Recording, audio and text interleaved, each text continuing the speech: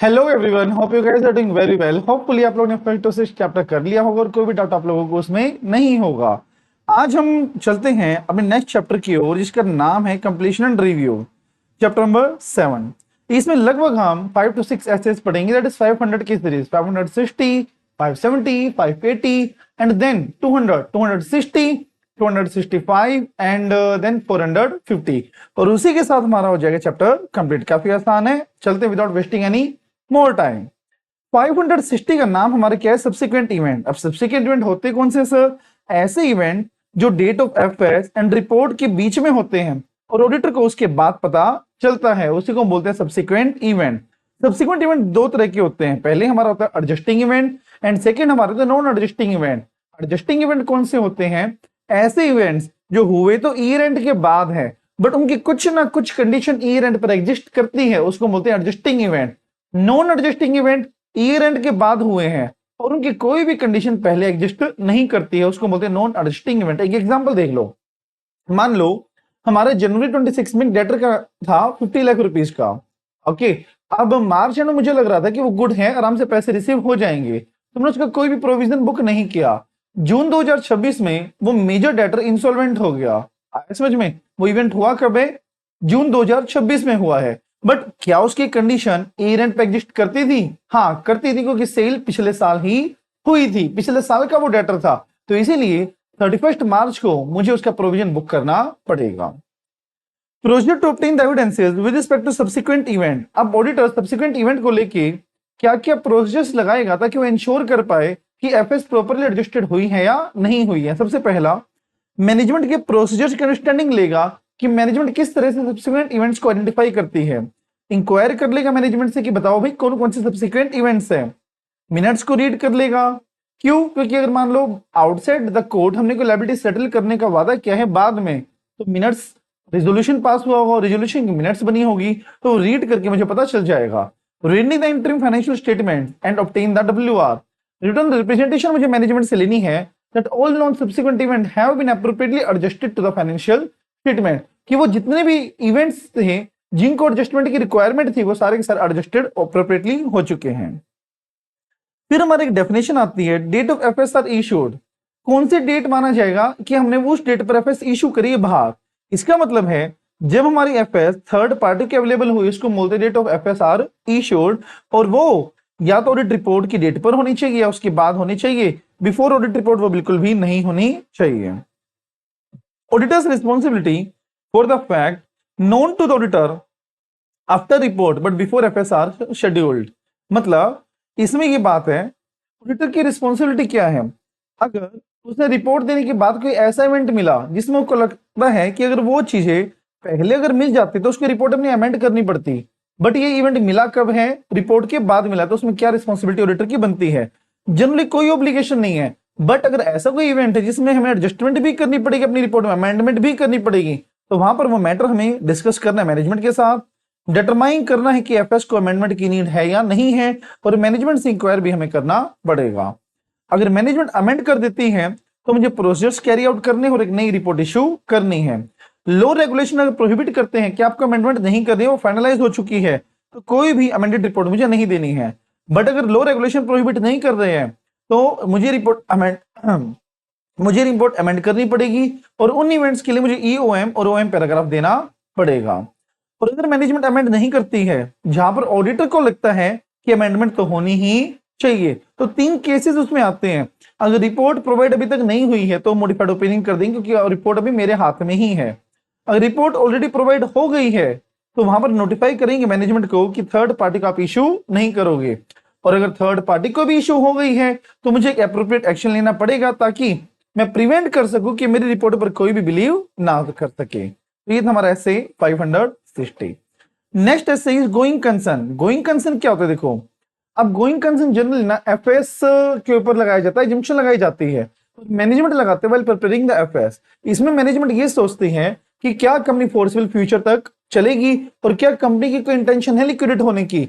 ये अजम्पशन लगा के ही एंटिटी अपने जो एफएस वो ड्रॉ करती है।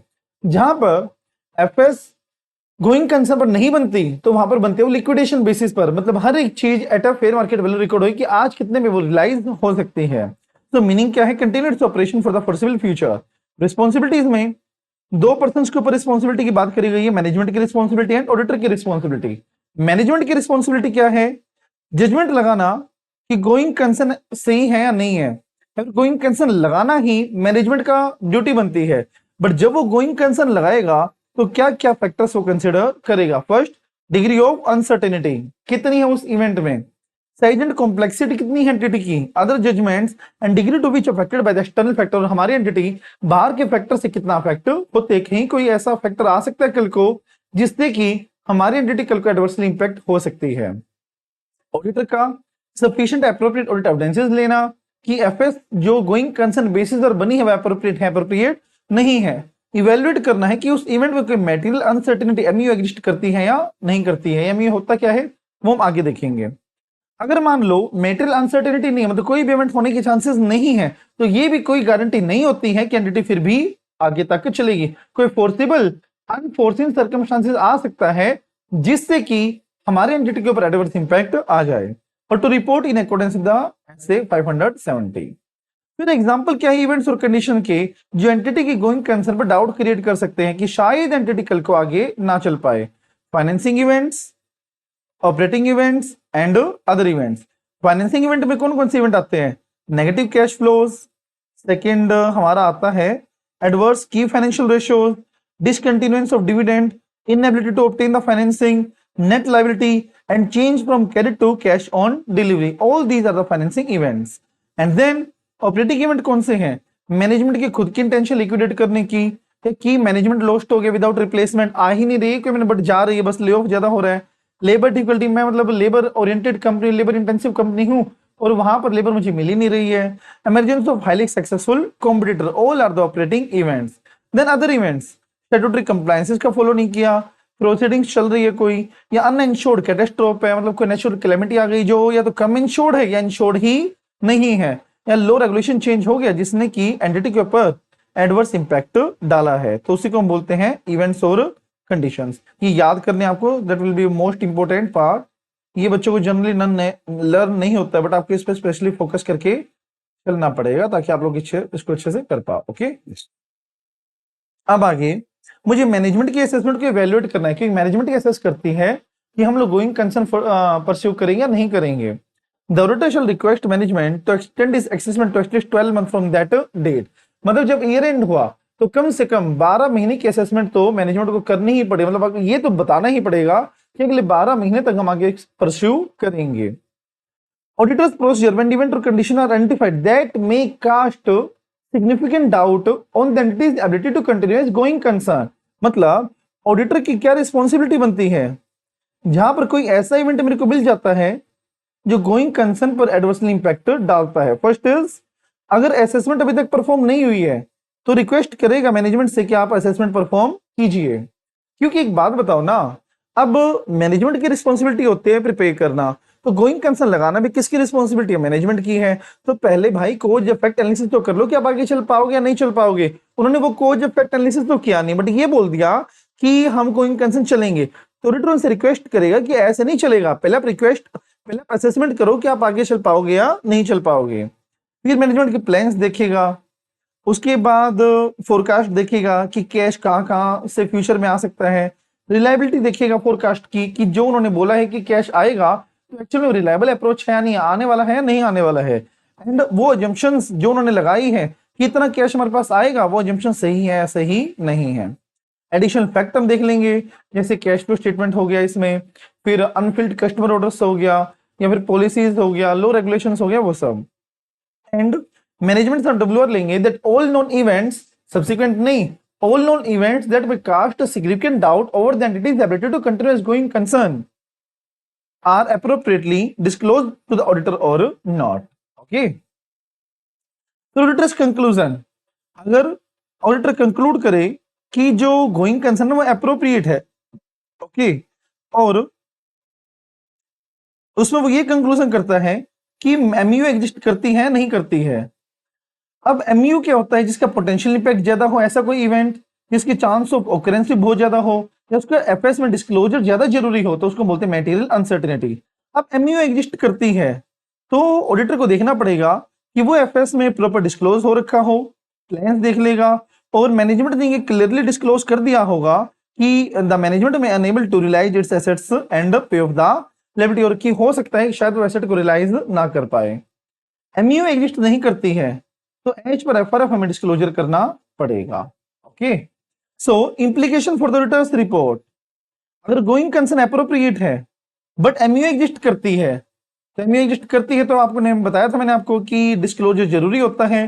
तो डिस्क्लोजर करा हुआ है या डिस्क्लोजर नहीं किया हुआ, डिस्क्लोजर करा हुआ तो अनमोडिफाइड ओपिनियन, बट मूर्ख paragraph material uncertainty relating to going concern paragraph मुझे यहां पर देना पड़ेगा, और डिस्क्लोजर नहीं किया हुआ तो क्वालिफाइड या एडवर्स ओपिनियन देना पड़ेगा। बट एमयू एग्जिस्ट नहीं करती है तो इट्स ओके, अनमोडिफाइड ओपिनियन ये सब है।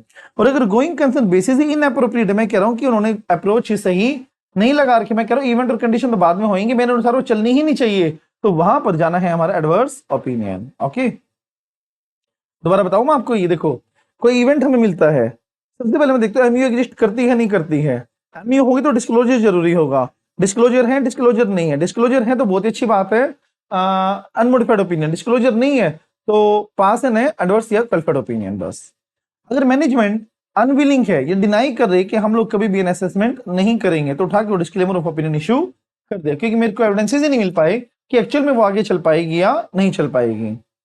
ऐसे 580 दैट इज रिटर्न रिप्रेजेंटेशन, ये होता क्या है? Written statement by the management to the auditor to confirm certain matter, ये रिटर्न स्टेटमेंट होती है जो मैनेजमेंट ऑडिटर को प्रोवाइड करते हैं कुछ मैटर्स को कंफर्म करने के लिए, और ये इंपॉर्टेंट सोर्स ऑफ एविडेंस है, बट कभी भी सफिशिएंट एप्रोप्रिएट ऑडिट एविडेंसेस नहीं माना जाता। क्यों? क्योंकि आप एक बात बताओ, मैनेजमेंट क्या कभी अपने बारे में गलत बोलेगी? कभी भी नहीं बोलेगी। तो इसीलिए ऑडिटर कभी भी मैनेजमेंट की बात पर 100% बिलीव नहीं करेगा, वो खुद भी वैल्यूएट करेगा कि जो वो कह रहा है वो ठीक है ठीक नहीं है। फ्रॉम होम, या तो मैनेजमेंट से लेंगे या फिर जिसको उस बात की नॉलेज है उससे लेंगे। हम किन किन एरियाज के लिए हम डब्ल्यूआर ले सकते हैं? एफएस की प्रिपरेशन अच्छे से हुई उसके लिए डब्ल्यूआर ले सकते हैं। डब्ल्यूआर बेसिकली होता क्या है ना, कंफर्मेशन नहीं, इसको बोलते हैं कन्फेशन कह सकते हो आप, कि मैं ये कह रहा हूँ कि हमारी एफएस बिल्कुल ठीक बनी हुई है, ऑडिटर कह रही है बात आप लिख के दे दो कि आपके एफएस बिल्कुल ठीक है, तो ये था डब्ल्यूआर कि मैं उसको लिख के कुछ दे रहा हूं। और दूसरा एरिया क्या कि ऑडिटर को हम सारी इंफॉर्मेशन प्रोवाइड कर देंगे, जो इंफॉर्मेशन दिया वो कंप्लीट है, फिर अकाउंटिंग पॉलिसीज प्रॉपर है, लायबिलिटी सही से डिस्क्लोज करी हुई है, और टाइटल डीड कंपनी के नाम पर है। तो ये सारी चीजें हमें देखना पड़ेगा। रिकन्फर्मेशन ऑफ डब्ल्यूआर, जैसे एक बार अगर हमने डब्ल्यूआर ले लिया तो बार बार हम उसको रिकन्फर्म नहीं करते हैं, बट कुछ ऐसे सर्कमस्टांसेस है जहां पर हम उसको रिकन्फर्म करना पड़ता है। पहला, जिसने साइन किया था उसके पास अभी कोई रिस्पॉन्सिबिलिटीज नहीं है, पिछले साल प्रिपेयर हुई थी, 1 साल लैप्स हो चुका है, कोई इंडिकेशन है कि मैनेजमेंट उस चीज को मिसअंडरस्टैंड कर रही है, तो मुझे दोबारा से रिकन्फर्म करना पड़ेगा। Change in circumstances, change in circumstances. Okay, पहला, जिसने साइन किया था उसके पास रिस्पॉन्सिबिलिटी नहीं है, 1 साल लैप्स हो चुका है, इंडिकेशन की मैनेजमेंट गलती को मिसअंडरस्टैंड कर रहा है, and change in circumstances. Okay जी। फिर डब्ल्यूआर बट स्पेसिफिक एडजस्टमेंट्स और इंटेंशंस, मतलब कुछ स्पेसिफिक एडजस्टमेंट्स होते हैं, जैसे जो मैनेजमेंट होता है वो काफी सारी जजमेंट्स लगाता है एफएस में, तो उन जजमेंट्स के लिए मुझे अगर डब्ल्यूआर लेना है तो क्या क्या ऑडिटर को देखना पड़ेगा? सबसे पहला, जो उन्होंने इंटेंशन कैरी आउट करी है उसकी पास्ट हिस्ट्री क्या है, रीजन क्या है, एंटिटी कैसे आगे परस्यू करना चाह रही है, और lack of any other information, इन चीजों के लिए मुझे डब्ल्यूआर लेना पड़ सकता है। और कौन सी डेट और पीरियड कवर होएगा जो मुझे कवर करना है, या फिर आप ये कब कब मुझे डब्ल्यूआर लेनी पड़ सकती है? ऑडिट रिपोर्ट के आसपास, बट बाद में तो बिल्कुल भी नहीं, क्योंकि उसकी रिपोर्ट ही दे दी, उसके बाद मैं करूंगा क्या? उसके बाद डब्ल्यूआर, पहला रिलायबिलिटी के ऊपर डाउट है, दूसरा मैंने मांगा काफी बार बट उन्होंने डब्ल्यूआर प्रोवाइड ही नहीं किया, तो रिजोल्व करने की कोशिश करो, रिकंसीडर करो कि मैनेजमेंट की इंटेग्रिटी कैसी है, स्ट्रेट फॉरवर्ड ऑनेस्टी कैसी है, और फिर ओपिनियन के ऊपर इफेक्ट देखो। उसके बाद हमारा पॉइंट आता है, अगर डिस्कस करेंगे मैटर मैनेजमेंट के साथ, इंटेग्रिटी को रिवैल्यूएट करेंगे, टेक एप्रोप्रिएट एक्शन, और इन दोनों केसेस में जाएगा ऑडिटर का डिस्क्लेमर ऑफ ओपिनियन अगर वो एविडेंसेस नहीं ले पाता है। तो पहला, अगर लायबिलिटी के ऊपर डाउट है, या फिर डब्ल्यूआर जो रिक्वेस्ट की वो प्रोवाइड नहीं करी है, तो वहां पर डिस्क्लेमर ऑफ ओपिनियन चला जाएगा। समझे? उसके बाद हमारा पॉइंट आता है, that is SA 260, communication with the TCWG, matters to be communicated. ये होता क्या 260 कि जब भी ऑडिटर के सामने कोई अप्रोचेस आते हैं, कोई बात आती है, तो it is required by the auditor to communicate it with the TCWG. अब क्या क्या मैटर्स ऐसे जो कम्युनिकेट करने पड़ेंगे? सबसे पहला, ऑडिटर की रिस्पॉन्सिबिलिटी क्या है, स्कोप एंड टाइमिंग क्या है, और फाइंडिंग्स जो ऑडिटर ऑडिट से ले सकता है, जैसे अकाउंटिंग पॉलिसी के ऊपर क्या व्यू है, डिफिकल्टी जो एनकाउंटर्ड हुई है, डब्ल्यूआर जो रिक्वेस्ट करी बट अभी तक प्रोवाइड नहीं किया, या फिर ऐसे सर्कमस्टांसेस जो रिपोर्ट के फॉर्म एंड कंटेंट को अफेक्ट कर सकते हैं। तो ये सारी बातें मुझे कम्युनिकेट करना पड़ेगा विद द TCW, दो चार्ज विद गवर्नेंस। दो चार्ज विद गवर्नेंस क्या होता है? द टॉप लेवल मैनेजमेंट, जिसके हाथ में गवर्निंग फंक्शंस होते हैं। पहला, अपनी रिस्पॉन्सिबिलिटी को वो कम्युनिकेट करेगा, स्कोप टाइमिंग को, जो उसको फाइंडिंग्स मिली है उसको, अकाउंटिंग पॉलिसीज को, डिफिकल्टीज को, जो डब्ल्यू रिक्वेस्ट करी बट अभी तक मैनेजमेंट ने प्रोवाइड नहीं किया, या सर्कमस्टांसेस जो फॉर्म एंड कंटेंट को अफेक्ट करते हैं। तो ये सारी बातें वो कम्युनिकेट करेगा। फिर एनी अदर सिग्निफिकेंट मैटर जो उसको लगता है वो भी वो कम्युनिकेट कर सकता है। Communication in case of listed company, listed company के केस में क्या क्या कम्युनिकेशन रिक्वायर्ड है? सबसे पहले इंडिपेंडेंस के लिए कम्युनिकेशन रिक्वायर्ड है। जो एंटिटी और फर्म के बीच में, फर्म यहाँ पे सीए फर्म है, सीए फर्म के बीच में कोई भी रिलेशनशिप है, जैसे शेयर होल्डिंग है या फिर डायरेक्टर है, मैनेजमेंट है, तो वो सारा डिस्क्लोज करना पड़ेगा। कितनी फीस चार्ज हुई है, और कोई भी रिलेशनशिप था, थ्रेट था कोई भी, उस थ्रेट को अवॉइड करने के लिए क्या क्या उसने सेफगार्ड्स लगाए, वो भी कम्युनिकेट हमें करने पड़ेंगे। समझे? अब आता है हमारा ऐसे 265, 260 और 65 से एक ही फर्क है। 260 जनरल बात करता है, 265 स्पेसिफिक बात करता है कि हमें significant difficulties, sorry significant deficiencies हमें कम्युनिकेट करनी पड़ेंगी जो कंट्रोल्स में मुझे मिलेंगे। मतलब कंट्रोल्स क्या होते हैं? जो मैनेजमेंट लगाती है मिस स्टेटमेंट को प्रिवेंट करने के लिए, डिटेक्ट करने के लिए और करेक्ट करने के लिए। अब उसके अंदर कोई डेफिशिएंसी अगर मिलती है जो कि इंपॉर्टेंट है, सिग्निफिकेंट है, तो वो मुझे कम्युनिकेट करनी है, वो आता है इस पर ऐसे 265। पहला, डेफिशिएंसी क्या होता है? What is deficiency? जो कंट्रोल्स वो प्रिवेंट नहीं कर पा रहे मिस स्टेटमेंट को, डिटेक्ट और करेक्ट भी नहीं कर पा रहे, और जो कंट्रोल्स रिक्वायर्ड है वो मिसिंग है। सिग्निफिकेंट डेफिशिएंसी क्या होता है? मतलब डेफिशिएंसी को सिग्निफिकेंट जब मानेंगे जब वो TCWG की नजरों में आना जरूरी होगा, merit attention to the TCWG। दूसरा, लाइकलीहुड ज्यादा है उसका और पोटेंशियल मैग्नीट्यूड भी ज्यादा है, तो वहां पर हम उसको बोल देंगे सिग्निफिकेंट डेफिशिएंसी। एग्जांपल्स क्या हैं जो एक डेफिशिएंसी को सिग्निफिकेंट कॉन्स्टिट्यूट करेंगे? मतलब what are the factors that will leads a deficiency to a significant deficiency? First is likelihood, future में और कितनी हो सकती है। सस्टेनेबिलिटी लॉस और फ्रॉड, इससे नुकसान कितना हो सकता है। वॉल्यूम ऑफ ट्रांजैक्शन, साइज और वॉल्यूम कितनी है, कितनी चीजें उससे एक्सपोज हुई हैं। सब्जेक्टिविटी और कॉम्प्लेक्सिटी कितनी है उस मैटर में जिसमें हमें डेफिशिएंसी मिली है। कोज कितनी बार बार वो हुई है, कोज फ्रीक्वेंसी क्या है, एंड कंट्रोल्स का इंपॉर्टेंस, मतलब जो कंट्रोल्स हमारी इंपॉर्टेंस है और उनमें डेफिशिएंसी मिली है, जो कंट्रोल्स हमारी इंपॉर्टेंट है अगर उनमें डेफिशिएंसी मिली है तो वो हमेशा सिग्निफिकेंट डेफिशिएंसी मानी जाएगी। अब इंपॉर्टेंस ऑफ कंट्रोल, पहला कौन कौन से कंट्रोल्स इंपॉर्टेंट होते हैं? फर्स्ट, मॉनिटरिंग के कंट्रोल, फ्रॉड को प्रिवेंट करने के कंट्रोल, अकाउंटिंग पॉलिसी के कंट्रोल, रिलेटेड पार्टीज के कंट्रोल, फाइनेंशियल रिपोर्टिंग प्रोसेस के control. All these controls are relevant. Okay, ये आप चीज आपको ध्यान में रखना मुझे पड़ेगा। अब examples of indicator of significant deficiency, ये वो एग्जांपल्स हैं जो हमेशा सिग्निफिकेंट डेफिशिएंसीज माना जाएगा। पहला, कंट्रोल एनवायरनमेंट इनइफेक्टिव है, रिस्क असेसमेंट प्रोसेस एब्सेंस है, रैप इनइफेक्टिव है, या फिर जो रिस्क फाइंड आउट हो रहे हैं मैनेजमेंट को उसको रिस्पॉन्ड नहीं कर पा रहा है, मैनेजमेंट प्रिपरेशन को ओवरसी नहीं कर पा रहा कि कैसे बनती है, और जो कंट्रोल्स मैनेजमेंट ने लगाए थे वो मिस स्टेटमेंट को डिटेक्ट नहीं कर पा रहे हैं। तो all are the significant deficiency. पहला, कंट्रोल एनवायरनमेंट सही नहीं है, एंटिटी का रैप नहीं है, एंटिटी के अंदर कोई रिस्क मैनेजमेंट कमेटी नहीं है, रिस्क कहीं से भी आइडेंटिफाई नहीं करते हैं।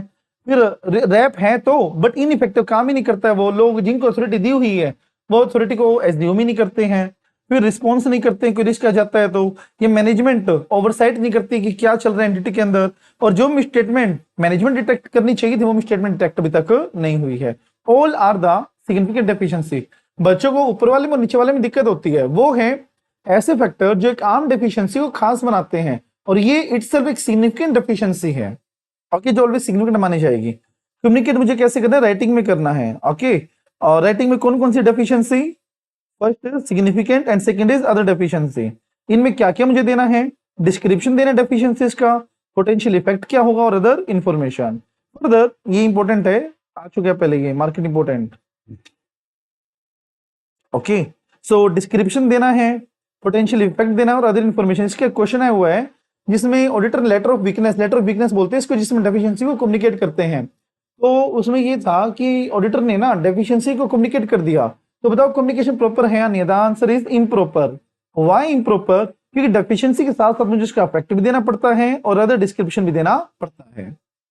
फिर एक डिक्लेरेशन और देनी है कि ऑडिट का पर्पज ओपिनियन देने का था, हमने कंट्रोल्स को कंसिडर किया है और जो मैटर्स हमने रिपोर्ट किए हैं वो सिर्फ उन डेफिशिएंसीज को लेकर लिमिटेड हैं जो मैंने ड्यूरिंग द ईयर आइडेंटिफाई करी है। बाकी और भी डेफिशिएंसीज कोई हो सकती है जो मेरे नजर में शायद ना आई हो, ऐसा ऑडिटर एक्सप्रेस करके चलेगा।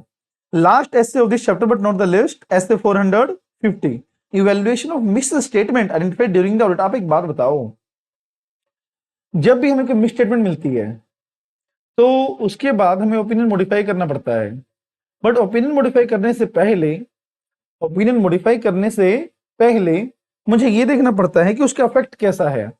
अगर इफेक्ट मटेरियल है तो मॉडिफाई करूंगा, और इफेक्ट इमटेरियल है तो मैं उसको इग्नोर कर दूंगा, यस और नो।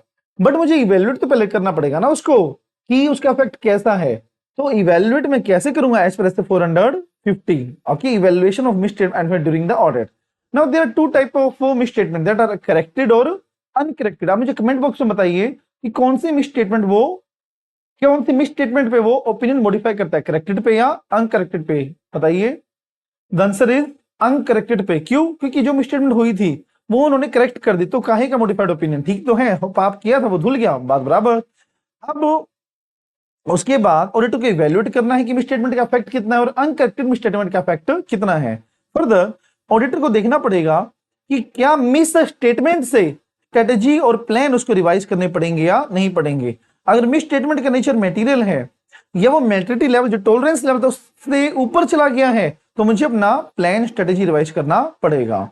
ऑडिटर रिक्वेस्ट कर सकता है मैनेजमेंट से कि आप मिस स्टेटमेंट का कोज देखो और एडजस्टमेंट करो। अगर मैनेजमेंट ने कोच को एग्जामिन किया और मिस स्टेटमेंट को ठीक कर लिया तो आगे वो फर्दर प्रोसीजर परफॉर्म करेगा। फिर इफेक्ट इवैल्यूएट करेगा। वो इफेक्ट कैसे इवैल्यूएट करेगा? साइज, नेचर और effect of uncorrected miss statement को कंसीडर करके वो उसका इफेक्ट देखेगा कि मटेरियल है मटेरियल नहीं है।